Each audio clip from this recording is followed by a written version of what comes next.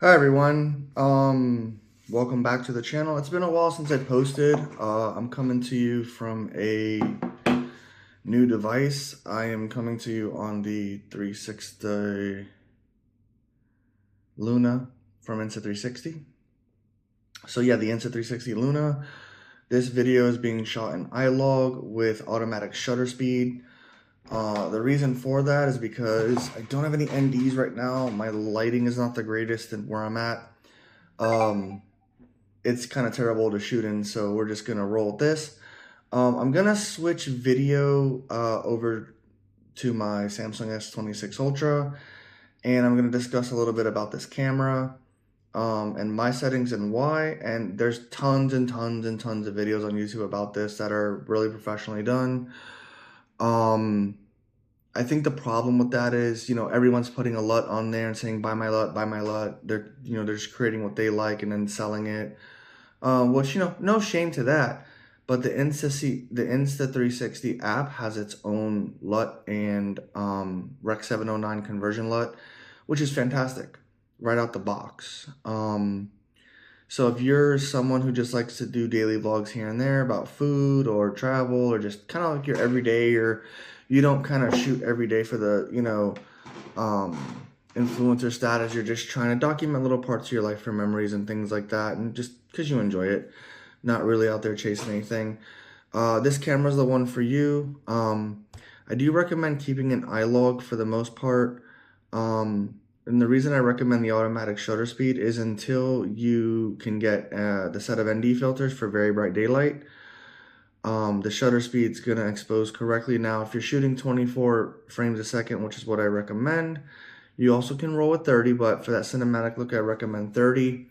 Too many people online are shooting at 4K 60 because they're only gonna slow down parts of the clips in post for slow motion, but there's a dedicated slow motion option for that if you're not savvy on the editing part with certain software.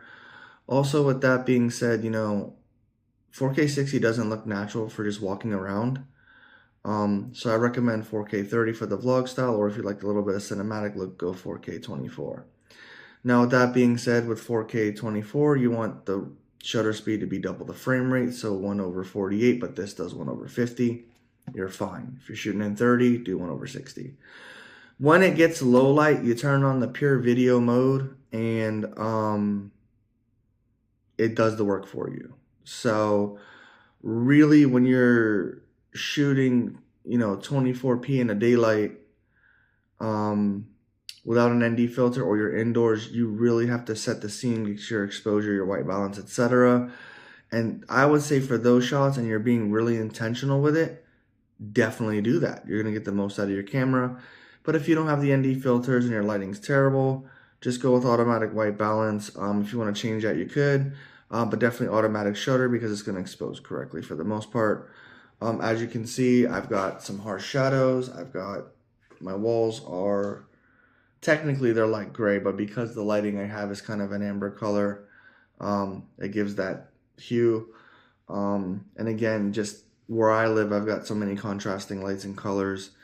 There's not really a dedicated space for this to really look like anything else but what it is. So I'm going to switch over to my phone video and show you a bit about the camera. I'm going to keep it short because there's plenty of other videos on here about this camera and settings and this and that.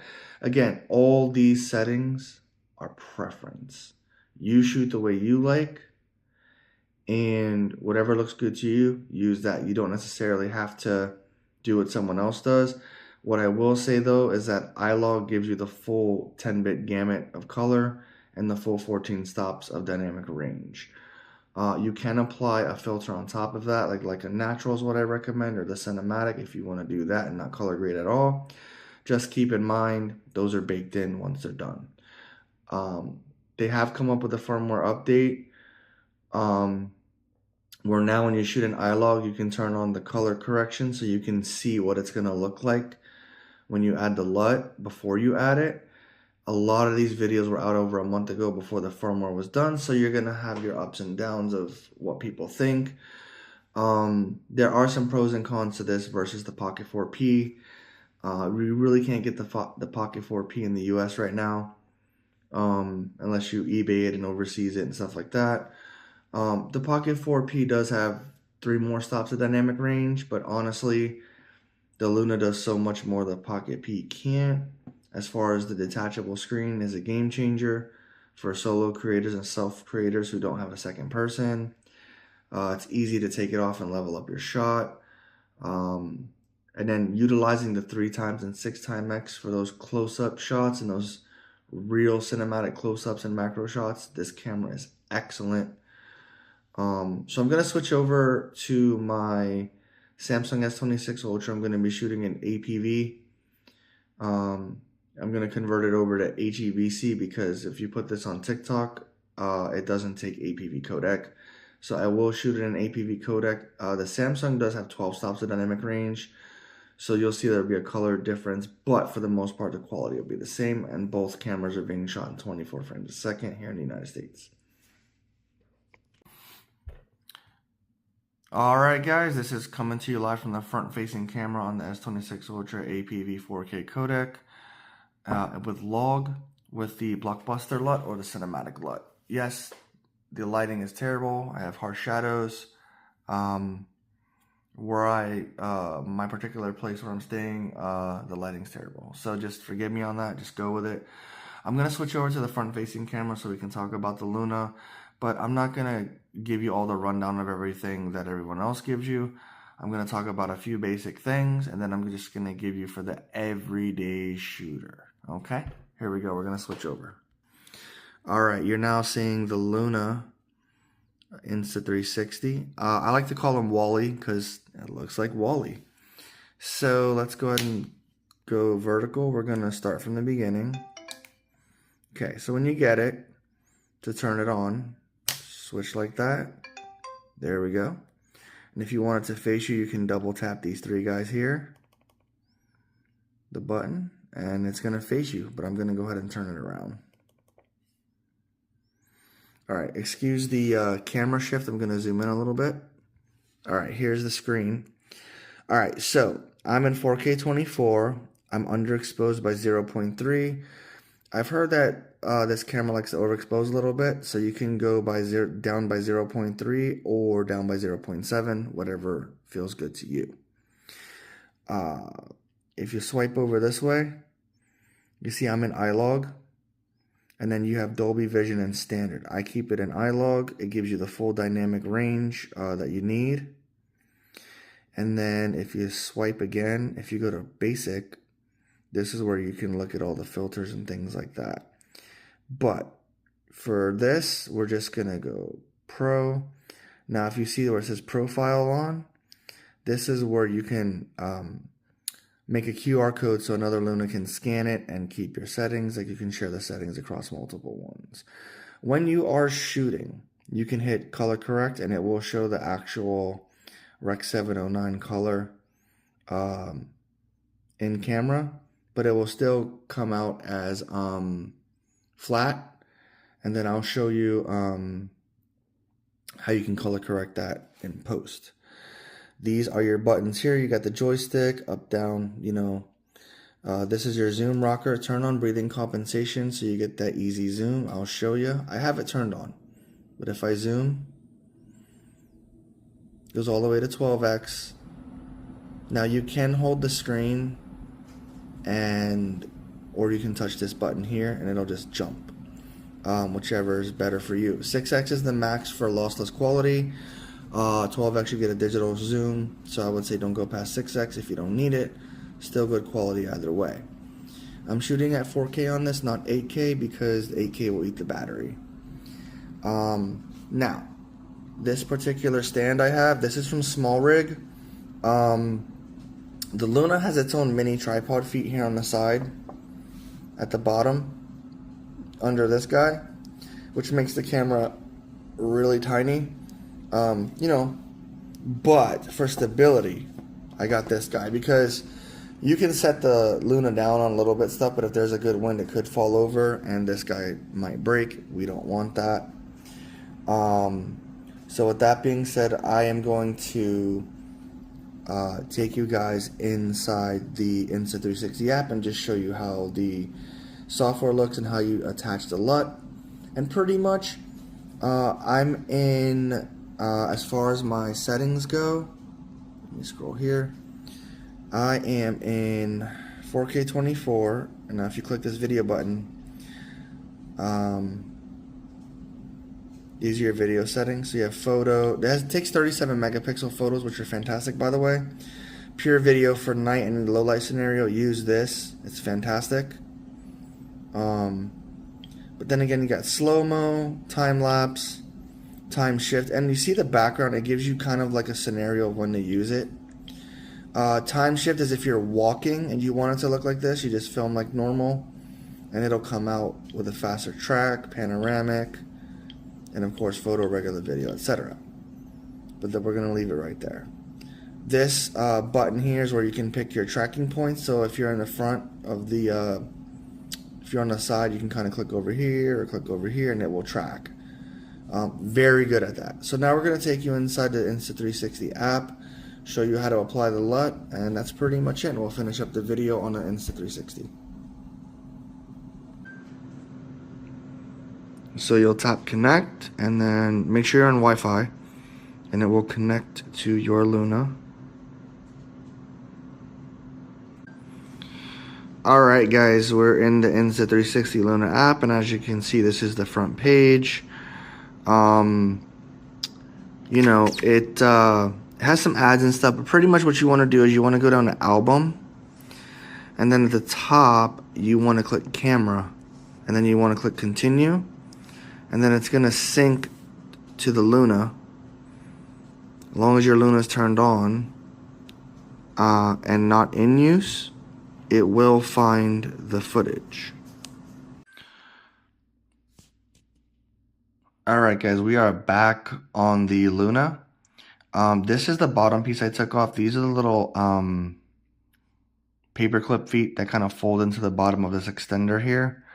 You plug this into the bottom of the Luna, which gives you like an extra bit of grip. And then basically you can set your Luna down on top of it, and let's see if we can get it. Let's see if we can. There we go. She's level. She's level. All right. Now, the issue with this is it's fine.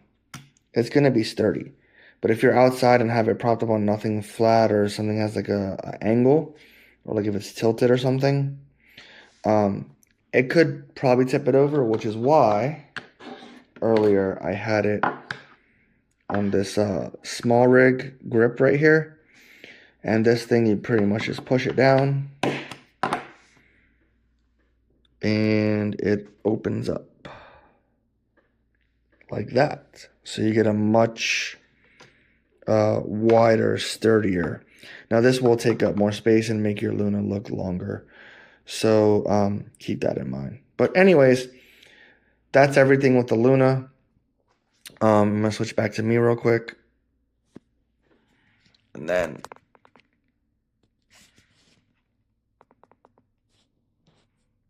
go back to 1x. There we go. Now I'm focused. All right. All right, so as you can see, this is a real world test, no real edits, anything like that. My lighting is terrible. I'm coming to you in iLog at 4K 24p in a crappy lighting environment. But I just wanted to give you a taste of what actual use case would look like. Keep in mind, until you get the ND filters where you have to fiddle with them, this and that, iLog, shutter speed automatic. Your white balance you can leave on automatic, or you can play with that depending on if you like it cooler or warmer, or if it's keeping in touch with what you're actually seeing with your own eyes. You can adjust your white balance. Typically auto white balance does a very good job on this, but that's something you could adjust. Also ISO. I would leave the ISO at 100. That's the lowest it goes. You always want to keep that as low as it can go. And that's the reason we leave the shutter speed on auto, because if you do your shutter speed at 400 or 800 and you max it right there, it can go up to 6400. But I set mine max to 400 or 800 so it doesn't go past that. This way you don't get blown out highlights or things like that. And this is where ND filters come in. If you need to bump your shutter speed in low light situations. Sorry, not your shutter speed, your ISO. Start with 200, 250. That usually is enough. You can bump it up to 400. And honestly, you really don't see a ton of noise in this when you're at 800. You really don't see any noise at all. But at that point, you can just shoot in pure video mode if it's dark enough. And again, if you don't have your specific settings tailored to you, or if you don't know how to set these settings up and you just want a point and shoot situation, do it that way. Auto white balance, auto ISO, auto shutter speed, iLog. And then just go into Insta360 app, click the LUT, hit the check mark, and you're done. That's the basics. It will give you pretty good video, but to get the true cinematic stuff, you definitely gotta know if you need ND filters, know your shutter speed for the 180-degree rule. So if you're shooting at 24 frames a second here in the US, you want 48 frames. This goes to 50, so it's going to be 50 frames. If you're in bright daylight and it's too bright, that's when you need an ND filter. At that point, if it's too bright and you're outside, just switch the shutter speed to auto. You're not going to get true cinematic motion blur, but it's going to be good enough for your everyday shooter. Especially if you're walking around a cityscape like Tokyo, New York, if you're going in and out of different lighting environments, and you're just walking and talking, etc., then just leave the shutter on auto and leave the white balance. If you're indoors, lock it. You can lock your white balance also so you don't keep getting light shifting. But again, that's pretty much it. It's not too complicated. And I'll be putting more content out with this particular setup. I really like it. And again, I'm not a professional videographer. My background is, travel, food, things like that. I do know how to shoot with cameras. I used to do photography. I am very well versed in the video aspect of things. Where I lack, honestly, is putting a good edit together. Doing a few jump cuts here and there is fine. A little bit of color grading is fine. I kind of don't like where they're like, oh, it's shot on iPhone or Samsung or Luna or whatever, and then all of a sudden it's color graded and no one tells you that. So a lot of these videos you see on TV or commercials that look really good, they are color graded, but they just don't tell you. And you need to know how to do that with certain software. DaVinci Resolve is free. LumaFusion is also another one that works well with this. DaVinci does not have an app right now for Samsung tablets, so you can use LumaFusion. CapCut's fine, or Insta360's own app is great too, if you want to do that. With that being said, thanks for watching, guys. See you on the next one, and drop some comments below if you have any questions, concerns, or any information you want to know about the Luna Insta360. And yeah, but again, there's tons of videos about this on there. Unfortunately, a lot of them are picky and they're like, oh, this over that, and you should do this and do that, but they're not taking into account that most folks don't know how to do that and aren't going to take the time to do that, because editing does take a while.